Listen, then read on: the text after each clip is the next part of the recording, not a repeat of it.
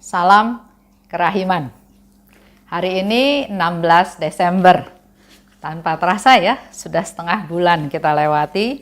Dan hari ini kita akan bahas dari diary nomor 561 dan 564. Kita mulai ya. Dalam nama Bapa dan Putra dan Roh Kudus. Amin. 561.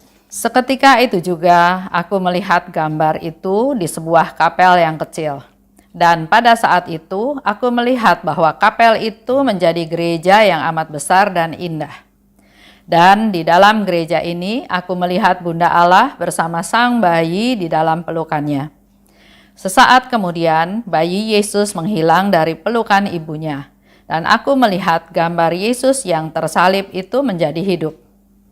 Bunda Allah memberitahukan kepadaku agar melakukan apa yang telah ia lakukan. Supaya juga pada saat penuh sukacita, aku selalu mengarahkan mataku kepada salib. Bunda Allah juga mengatakan kepadaku bahwa rahmat yang diberikan Allah kepadaku bukan hanya untuk diriku sendiri, tetapi juga untuk semua jiwa. 564.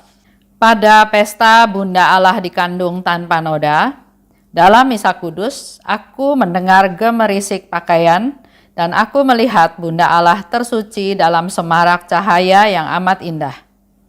Pakaiannya putih dengan ikat pinggang biru. Ia berkata kepadaku, "Engkau memberiku sukacita yang besar ketika engkau menyembah Tritunggal Kudus karena rahmat dan anugerah yang diberikannya kepadaku." Dan serta-merta ia menghilang.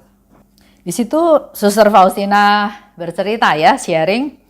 Aku melihat gambar kerahiman ilahi dengan tulisan Yesus engkau andalanku di suatu kapel kecil.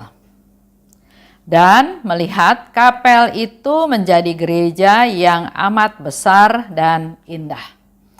Jadi Suster Faustina melihat satu penglihatan di mana gambar Yesus yang Maha Rahim ada di gereja itu, tapi suatu saat gereja itu menjadi gereja yang amat besar dan indah. Di dalam gereja itu aku melihat Bunda Allah bersama sang bayi di dalam pelukannya. Sesaat bayi Yesus menghilang dari pelukan ibunya dan melihat gambar Yesus tersalib itu menjadi hidup. Kalau kita bicara tentang gambar Yesus yang menjadi hidup, ini kita juga bisa ingat cerita dari Ugo Vesta. Ya. Ugo Vesta dengan segala macam penyakitnya sehingga dia nggak bisa berjalan berdiri tegak. Harus didorong, harus duduk di kursi roda. Dan pada waktu itu dia ikut audiensi Bapak Paus. Waktu Bapak Paus Yohanes Paulus mendekati dia tanya, "Apa yang kamu perlukan?" Ya, Ugo Vesta ini berdoa, minta kepada Bapak Paus untuk berdoa buat dia supaya dia memperoleh kesembuhan dan ya banyak permohonan lain ya. Tapi yang mau jadi penekanan saya di sini adalah Bapak Paus bilang, "Kamu sudah pegang gambar kerahiman ilahi." Memang pada waktu itu dia di kursi rodanya memegang gambar kerahiman ilahi. Dan Bapak Paus katakan, "Kamu sudah memegang gambar kerahiman ilahi, gambar Tuhan yang Maha Rahim. Apalagi yang menjadi khawatir kamu," katanya gitu ya. Terus ya sudah, pertemuan itu selesai.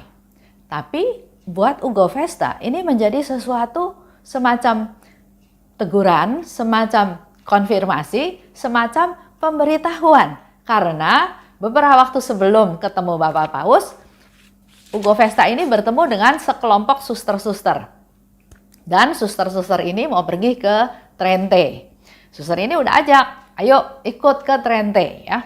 Tapi Ugo Vesta nggak mau karena memang dia mau ketemu sama Bapak Paus. Tapi pada waktu setelah kejadian itu dia ingat lagi.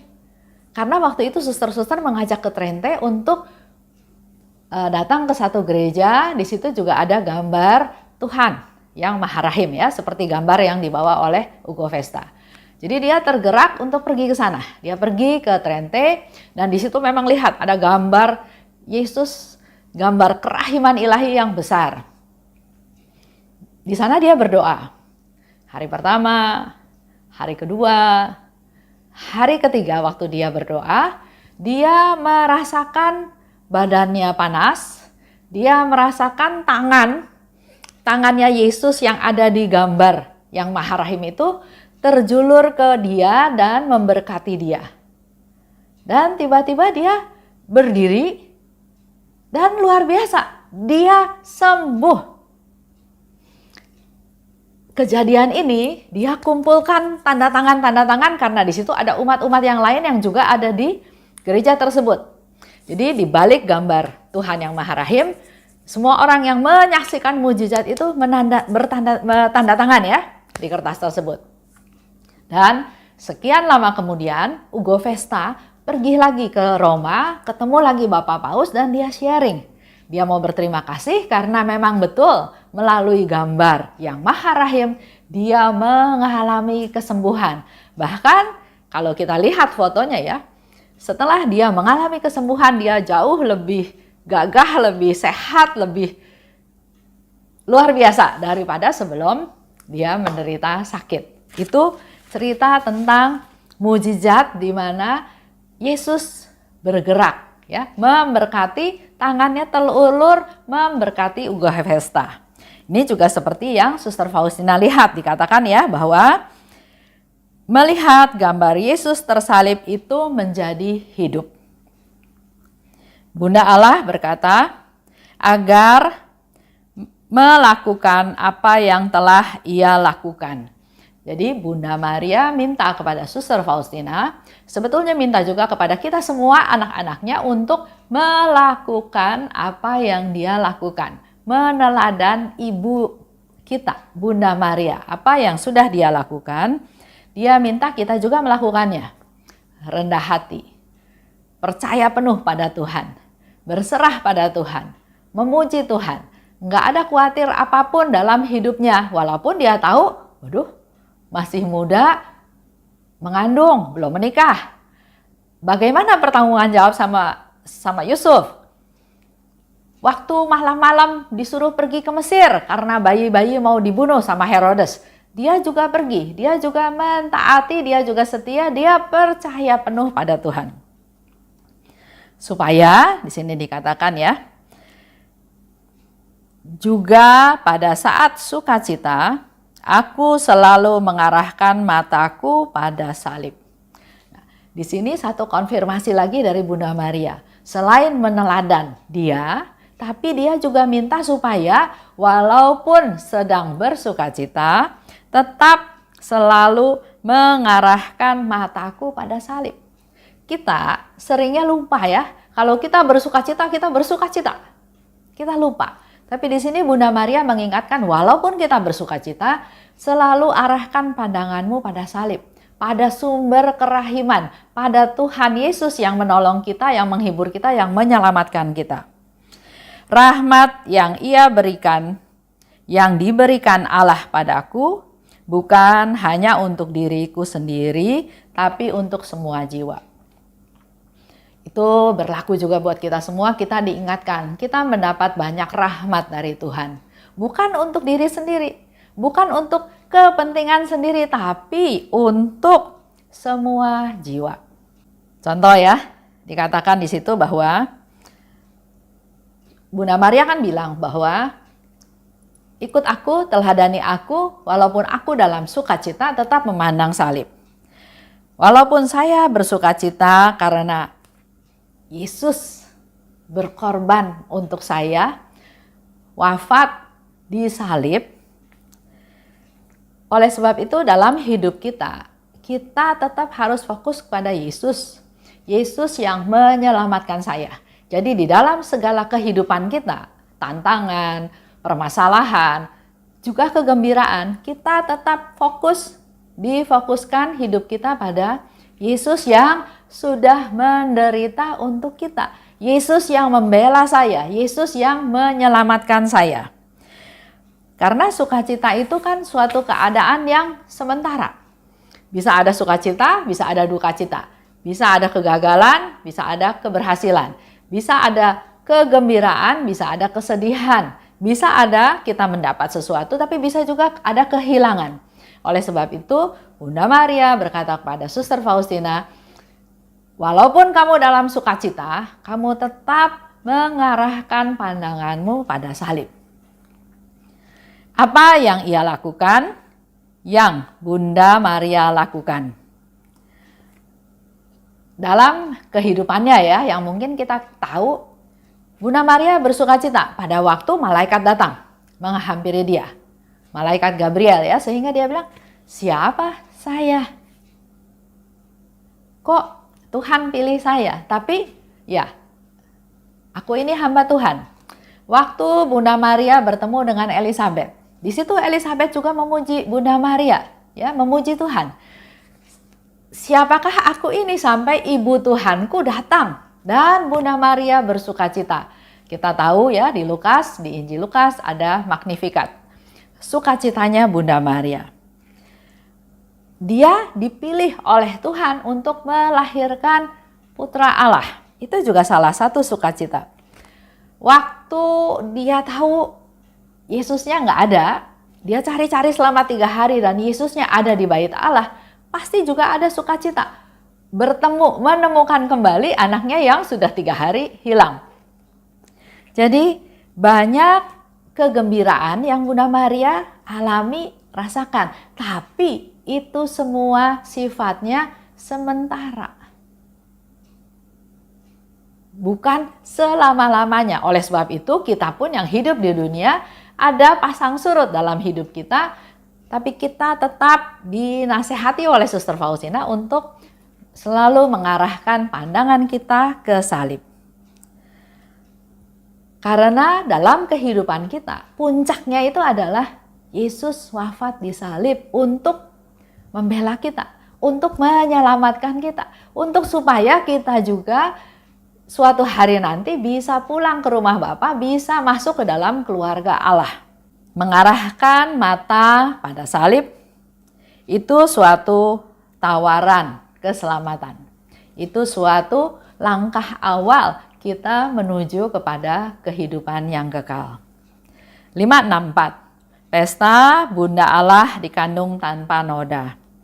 Di dalam Misa Kudus, mendengar gemerisik pakaian, ya. Di situ Suster Faustina katakan, saya mendengar ada seperti pakaian yang bergoyang ya, gemerisik. Jadi pakaiannya bergoyang dan dia melihat Bunda Allah tersuci dalam semarak cahaya amat indah. Pakaiannya putih, ikat pinggangnya biru. Sering sekali Bunda Maria menampakkan diri pada Faustina dan juga misalnya di Lourdes dengan jubah putih dan ikat pinggang berwarna biru.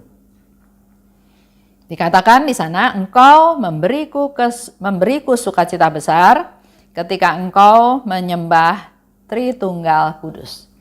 Kalau kita menyembah Tritunggal Kudus, kita juga memberikan kegembiraan kepada Bunda Maria. Karena rahmat dan anugerah yang diberikannya kepadaku. Dan serta-merta ia menghilang. Serta-merta penglihatannya Suster Faustina, Bunda Maria menghilang.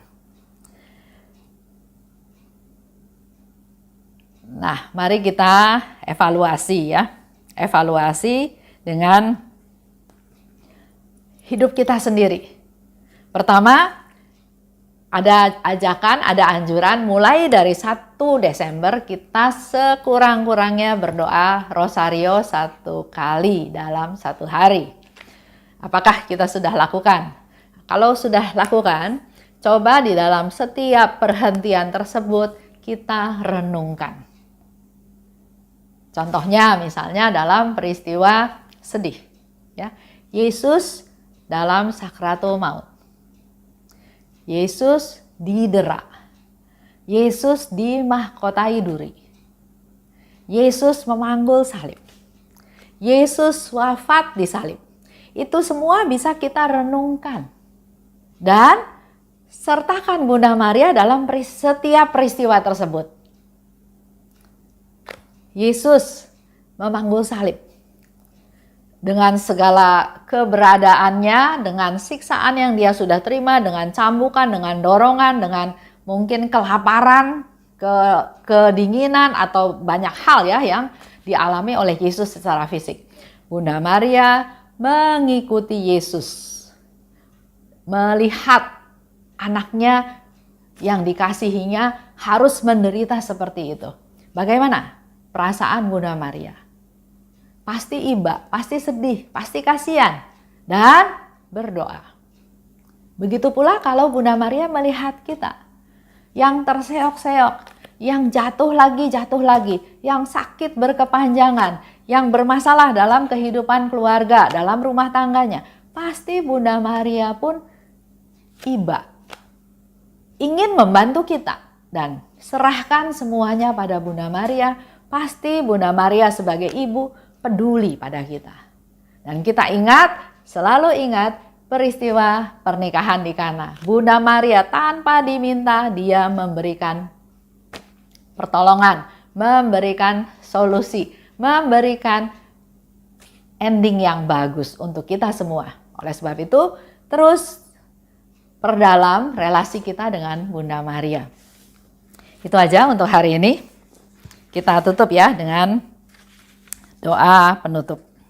Dalam nama Bapa dan Putra dan Roh Kudus. Amin.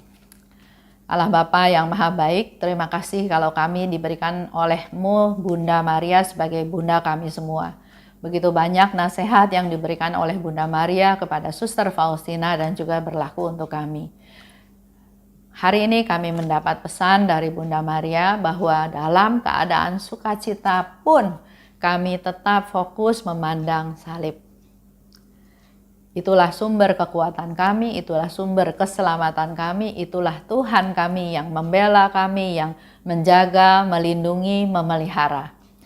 Kami tidak perlu takut akan apapun ya Tuhan, karena kami punya Engkau, Tuhan, penyelamat kami, Tuhan yang Maha Rahim, yang juga telah memberikan Bunda Maria kepada kami sebagai Bunda kami semua, Bunda kerahiman, Bunda yang berbelas kasih, Bunda yang peduli akan keberadaan anak-anaknya. Terima kasih Bapa atas rahmat-Mu, kemuliaan kepada Bapa dan Putra dan Roh Kudus seperti pada permulaan sekarang, selalu dan sepanjang segala abad. Amin. Dalam nama Bapa dan Putra dan Roh Kudus. Amin. Salam kerahiman.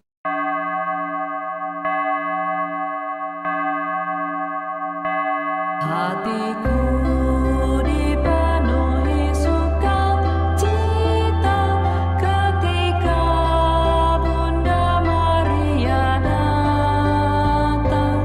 Dia datang berkunjung kepadaku sambil memopong bayi Yesus. Hatiku dipenuhi sukacita ketika Dia menyapaku. Dengan lembut serta kasih sayangnya, Dia menyejukkan hatiku. Dia berkata, janganlah aku takut, karena Dia selalu bersama. Terima kasih ya Yesus, karena Engkau memberikan Bundamu padaku.